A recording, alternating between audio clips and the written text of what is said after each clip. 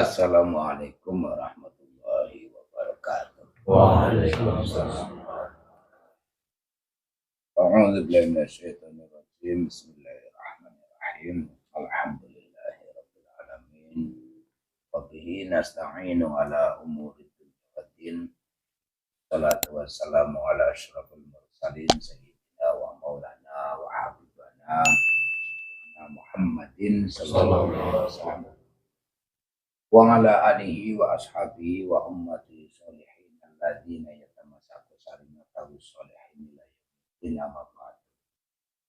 Sahabat 3R channel global dimanapun kita berada, dan senantiasa dalam ridho, rahmat, maghfirah Allah semata, serta dalam link ilmu Allah, dalam koridornya para nabi dan para rasul. Kapangatnya beliau teruntuk dan bagi kita semua. Kita murojaahnya pada natum yang kelima. Bismillahirrahmanirrahim. Wa ba'du fa'lam biwujubil ma'rifah miwajibilillahi ashrina sifah. Setelah Nadim ataupun Sayyid Ahmad Al-Marzuki basmalah, hamdalah, salawat serta salam, lalu beliau itu fa'lam menggunakan kalam fa'lam, tidak menggunakan fafham atau adri ataupun ikra ataupun isma, menggunakan a'lam ataupun i'lamu, iklam. Tahuilah olehmu biwujubil ma'rifah.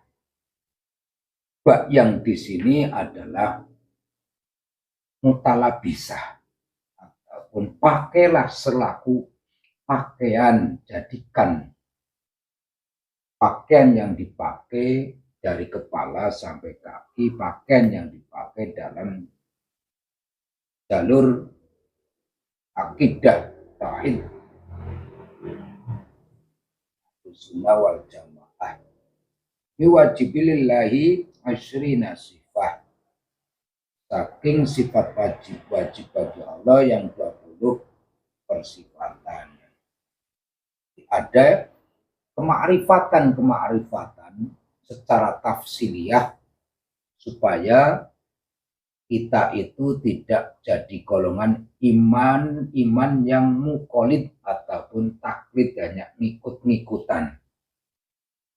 Boyong ngetan ngulun, karena apa? Allah sendiri tahu kita, masa kita tidak belajar tahu Allah?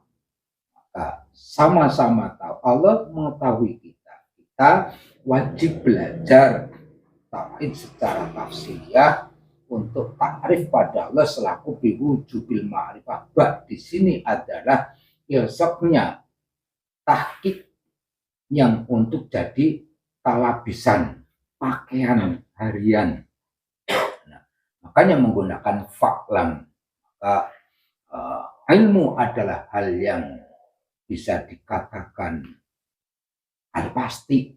Ilmu itu hal pasti. Karena hal pasti sehingga memuat objek. Kalau ilmu adalah kalau ilmu adalah hal pasti, maka ada ilmu yakin. Kalau menyikapi ilmu adalah yakin, pasti, karena pasti akhirnya yakin, maka objeknya menuju kepada dua hal. Objeknya kepada dua hal, yaitu keyakinan dan perilaku serta karakter tauhid. Tapi kalau selaku ilmu adalah cuman sekedar takrif ataupun pengetahuan saja, hanya pengetahuan saja, maka objeknya hanya satu. Apa? ngerti dan itu cukup ngerti, tidak berkomponen kepada organ kita. Maka di sini menggunakan iklam supaya ilmu adalah hal pasti dan yakin. Karena pasti berarti kepastian ini adalah keyakinan.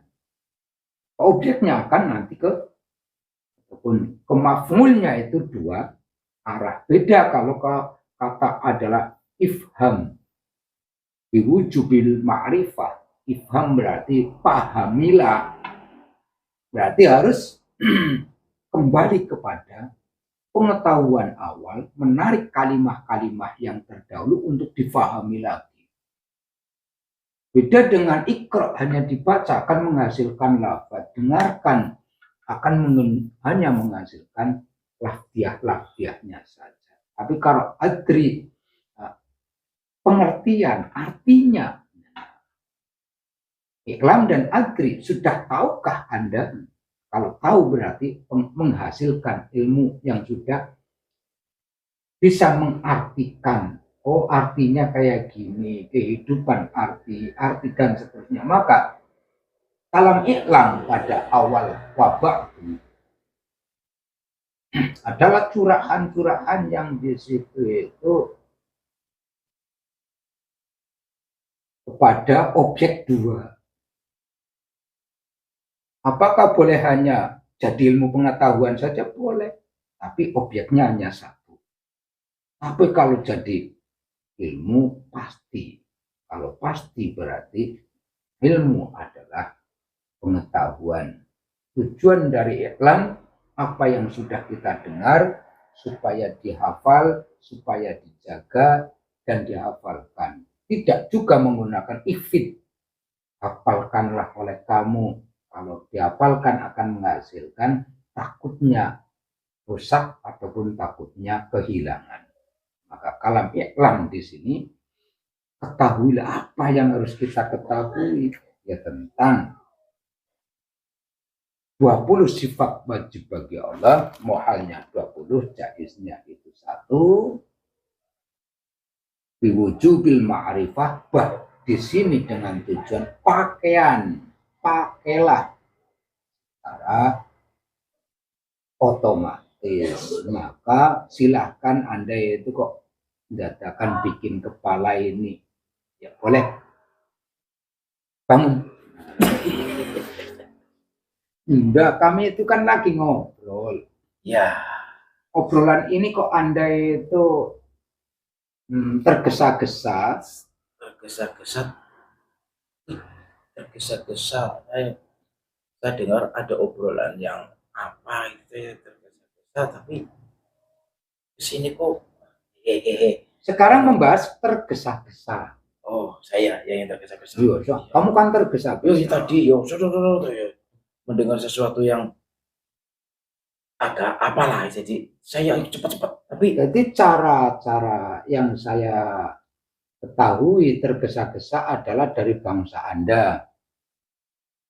Iya, kami memang. Adapun merenung, mengartikan, karena tahu arti setelah tafakur, berpikirlah nanti akan mengetahui. Nah, antara iklam dan adri, ketahuilah nanti ada mengerti. Kalau tergesa-gesa kamu kan tidak tahu kan akhirnya tidak ngerti apa-apa kan? Tergesa-gesa kok langsung gitu aja. Ya karena tidak ngerti. Iya. Nah, jadi tapi ya seperti itu. Jadi tergesa-gesa bahkan kehilangan arti. Artinya apa begitu ya? Tergesa-gesa tujuannya apa? Dapatnya apa? Hasilnya tidak apa-apa. Karena iya. Ngerti. Iya. Ngerti itu setelah punya arti kan? Kamu tahu enggak arti? Arti kamu itu ada. Arti saya ada di manusia itu ada. Iya. Artinya kamu ada itu apa? Artinya ada kami. Karena kami diadakan. Ya seperti itu. Itu kefahaman. Iya, artinya kami Paham itu, dan artinya kami ada, berarti di situ ada manusia. Paham nggak? Nggak paham. itu bukan arti. Artinya saya, kamu kan menanyakan artinya Kalau saya. kamu itu ingin memberikan arti, adalah kamu kasih pengetahuan dulu nanti artinya kayak gini. Kalau itu adalah kepahaman yang kamu pahami sendiri. Kan? Ya iya. Jadi sepengetahuan kamu yang tergesa-gesa tidak tahu arti lah. Ya tidak tahu arti. Sehingga kamu itu sendiri, arti kamu itu bukan, arti kamu sendiri kamu tidak tahu. Beda dengan tujuan kalimat ketahuilah, maka mencakup banyak hal. Untuk mengetahui harus paham dulu, maksud dulu, mengartikan dulu, maka maksud, paham, dan arti dalam pengertian itu baru hasil. Orang berarti orang sudah berhasil. Apa yang dihasilkan? Orang tergesa-gesa. Kan? Hasil apa-apa kan? Hasil mendapatkan ilmu. Kalau sudah bisa mengartikan, berarti orang yang sudah bisa bertafakur, berpikir luas, berpikir anatomi tubuh. Anatomi tubuh. Kita contohkan ini ayam lah ya. Ayam. Kenapa sama-sama daging ayam? Kalau yang diletakkan di brutu, sama diletakkan di paha, beda rasa. Sama-sama daging. Sama-sama daging, tapi kok beda rasa. Kita gambarkan ayam itu tadi. Nah, orang ngerti yang Ora ada boleh. Saya harus, masa karena saya ini tergesa-gesa. Contoh manusia, iklam, ketahuilah, takrif, tegese takrifkah, tafsil, ifham, ikra, isma, fid, adri. Mencakup banyak satu kalam. Apabila di situ menjadi sampai ke bentuk arti, membutuhkan, kan belum waktunya kamu itu kayak gini keluar. Yuk, ini. Lu ngono. Kayak kepriwe. Priwe kayak mau. Ya bangsa kami kan berlevel-level. Ada levelnya yang gini seperti itulah. Itu kan kamu dulu lah ke sana, itu ganggu aja itu. Tapi dia tidak bisa apa-apa di sini tadi ya. Enggak. Ditanyakan pada anatomi yang beda-beda ini, unsur yang beda tidak menempati pada yang sama, maka selamanya tidak bisa untuk menggantikan telinga. Demikian telinga tidak bisa menempati pengganti dari si mata itu selamanya. Maka dalam anatomi tubuh manusia untuk memakai, pakailah biwujudil ma'rifat. Jadi ma'rifat bagi wong mukallaf mengetahui yang ini adalah bentuk kewajiban. Kamu tidak suka kan? Tidak, beras. Maka yang saya tanyakan supaya Anda suka dan kamu terbuka, nek orang terbuka sama halnya juga kebodohan bagi kamu sendiri. Tapi kalau terbuka juga lebih bodoh lagi. Ya suka terbuka mengatakan saya itu, ini sudah penghinaan. Saya terbuka dikatakan bodoh, tapi ketika terbuka lebih bodoh lagi. Berarti Anda mau menghina kami. Kalau lebih terbuka adalah bodoh lagi. Lebih baik tidak terbuka. Bermanfaat bagi siapa coba? Apa bermanfaat bagi kami? Tidak. Itu bisa bermanfaat bagi kebodohan saya adalah bisa menjadi menutup. Lah kebalikannya. Kalau terbuka adalah bodoh, keterbukaan adalah lebih bodoh. Sekarang kalau menutup, kalau tidak terbuka berarti kan menutup. menutup dan ketutup itu lebih celaka. Siapa yang celaka? Saya. Ya, Cara kamu menggoda itu kan, ayo bekerjalah, kan kayak gitu malah. Iya kan? ya Sekarang, iya. sekarang kalau Anda Ayo, perlu menutup, kerjalah. Ayolah. Nih, ini saya bercerita dari awal dulu. Manusia itu sendiri. Ntar, jangan saya pegang.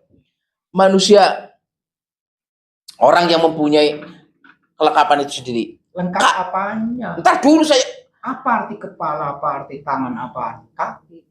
Secara harfiah, apa ini? Secara lafziah itu apa manusia yang beranatomi kayak gini? Lafaznya yang kamu ketahui itu apa dalam anatomi tubuh manusia lahir? Saya tidak mengetahui lah itu, karena itu adalah miliknya. Paham? Paham? Karena tidak paham itulah keterbukaan saja kamu kelihatan bodohnya, apalagi ketertutupan kan gitu. Saya sudah terbuka, saya kelihatan bodohnya. Ya karena saya tanyakan, iya kan? Nih, aduh, saya mau menjelaskan dari mana ada itu mengatakan keistimewaan menjadi saya ini tidak bisa berbicara. Sudah, apa yang Anda tanyakan? Silakan, saya jawab. Ini namanya kamu kan tidak punya tungkak ya. Gini Anda lagi. Ini sudah mana? Saya mau bertanya, Anda tertutup malah lebih kayak gitu. Terbuka saja, enggak punya tungkak kan? Ya. Enggak. Punyanya apa? Sepatu mana?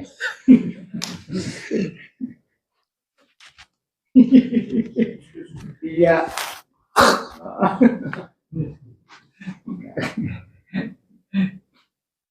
Karena wajibnya tarif. Seandainya saya gosok-gosok kayak gini, ini bisa menghilangkan berapa ribu penyakit dalam tubuh saya. Anda menutup juga, Anda celaka, Anda terbuka juga. Itu ya ribuan penyakit. Kayak gini saja, ribuan penyakit. Mengapa manusia itu ada sininya? Ya.